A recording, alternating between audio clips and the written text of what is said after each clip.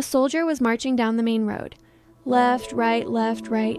He had his backpack on his back and a sword at his side.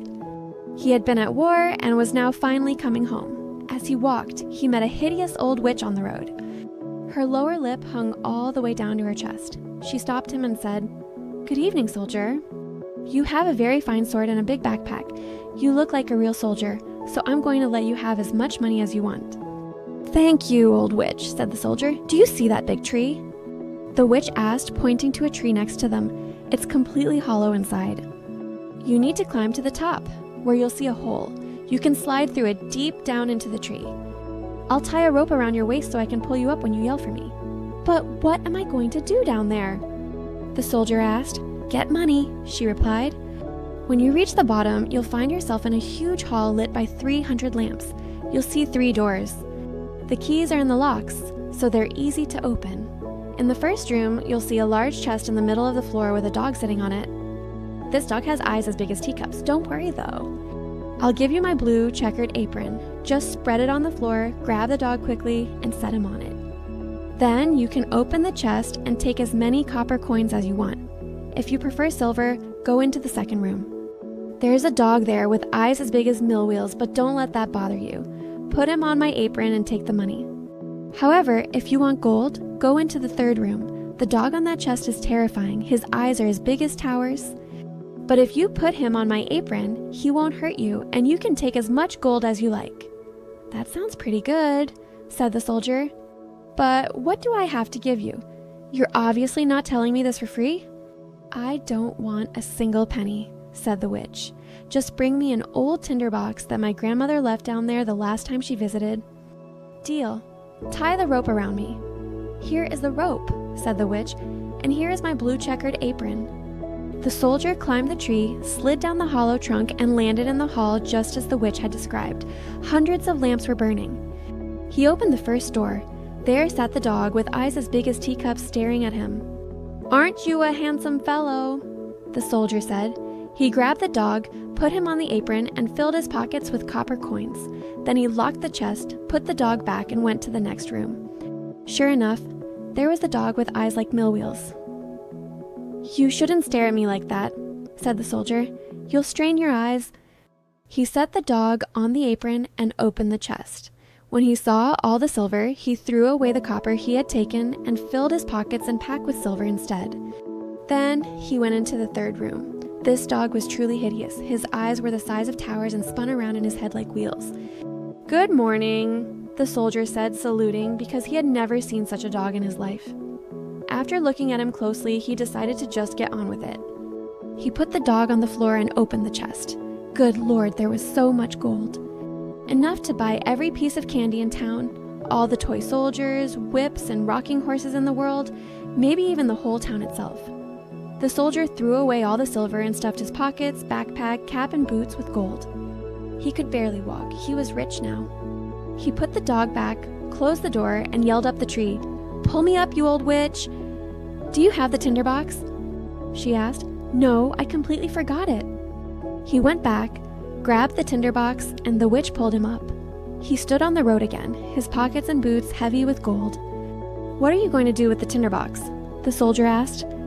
"That's none of your business," the witch snapped. "You have the money, now give me the box."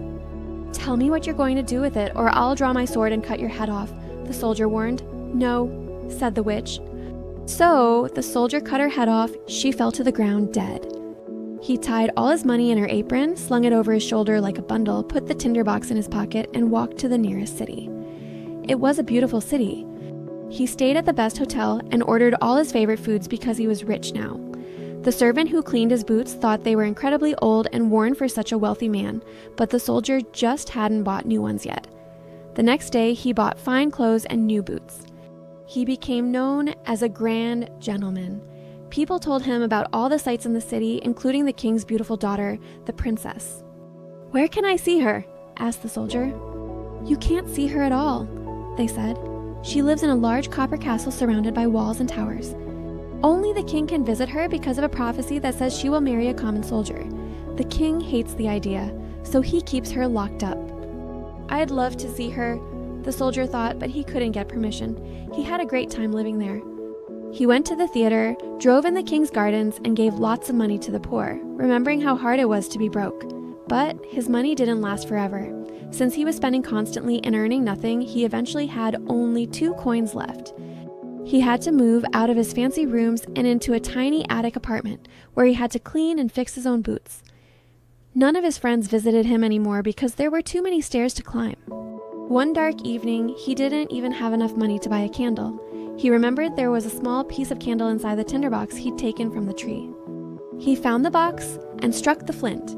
As soon as the sparks flew, the door burst open and the dog with eyes as big as teacups appeared. "What do you need, master?" the dog asked.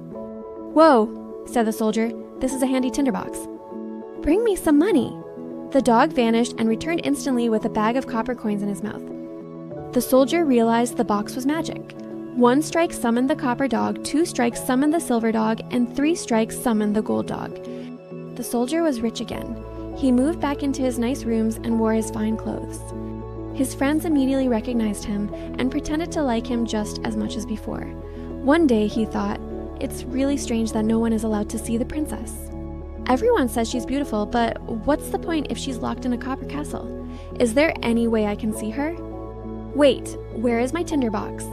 He struck the flint, and the dog with the teacup eyes appeared. "It's midnight," said the soldier, "but I really want to see the princess just for a moment." The dog disappeared and returned instantly with the princess on his back.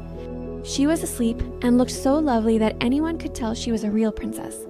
The soldier couldn't help himself. He kissed her. Then the dog ran her back to the castle. The next morning at breakfast, the princess told the king and queen about a strange dream she'd had involving a dog and a soldier, how she rode on the dog, and the soldier kissed her. "That's a nice story," said the queen suspiciously. She ordered an old court lady to watch the princess's bed the next night to see if it was really a dream. The soldier wanted to see the princess again, so he sent the dog to get her that night. The dog ran as fast as he could, but the old lady put on rain boots and chased them. She saw the dog carry the princess into a large house. Thinking quickly, she drew a large cross on the door with chalk so she could find it later. Then she went home. When the dog brought the princess back, he saw the cross on the soldier's door.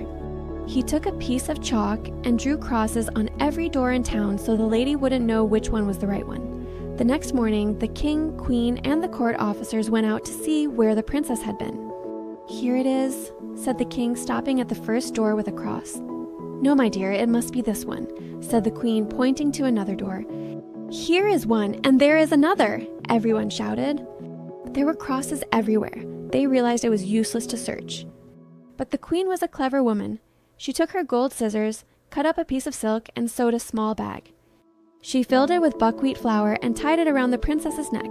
Then she cut a small hole in the bag so the flour would leave a trail wherever the princess went. That night, the dog came again, took the princess on his back, and ran to the soldier, who now loved her very much and wished he were a prince so he could marry her. The dog didn't notice the flour spilling out all the way from the castle to the soldier's window. In the morning, the king and queen followed the trail and found their daughter. The soldier was arrested and thrown in prison. It was dark and miserable in his cell. People told him, "Tomorrow you will be hanged." It was terrible news, and worst of all, he had left the tinderbox at the hotel. The next morning, he watched through the iron bars as people rushed out of town to see the hanging. He heard drums and saw soldiers marching. A shoemaker's boy in a leather apron ran by so fast that his slipper flew off and hit the wall right where the soldier was looking out. "Hey, shoemaker's boy!" "You don't need to hurry," the soldier yelled. "Nothing is going to happen until I get there. If you run to my old house and get my tinderbox, I'll give you 4 shillings. But you have to run fast." The boy wanted the money, so he ran, grabbed the tinderbox, and gave it to the soldier. Outside the town, a large gallows had been built. Soldiers and thousands of people stood around it. The king and queen sat on splendid thrones opposite the judges. The soldier was already on the ladder, but as they were about to put the rope around his neck, he asked for a final request. He said it was common to grant a dying man one innocent wish. He wanted to smoke one last pipe of tobacco. The king couldn't refuse. So the soldier took his tinderbox and struck the fire, once, twice, 3 times. Instantly, all 3 dogs appeared. The one with eyes like teacups, the one with eyes like mill wheels, and the one with eyes like towers. "Help me now so I don't get hanged," the soldier cried. The dogs attacked the judges and the council members, grabbing them by the legs and noses and throwing them so high into the air that they smashed to pieces when they hit the ground. "Don't touch me!" screamed the king, but the biggest dog grabbed him and the queen and threw them after the others. The soldiers and the terrifying crowd shouted, "Good soldier, you shall be our king and marry the beautiful princess." They put the soldier in the king's carriage. The 3 dogs ran in front shouting, "Hurrah!" The little boys whistled and the soldiers saluted. The princess came out of the copper castle and became queen, which she liked very much. The wedding celebration lasted a whole week, and the dogs sat at the table staring with their giant eyes.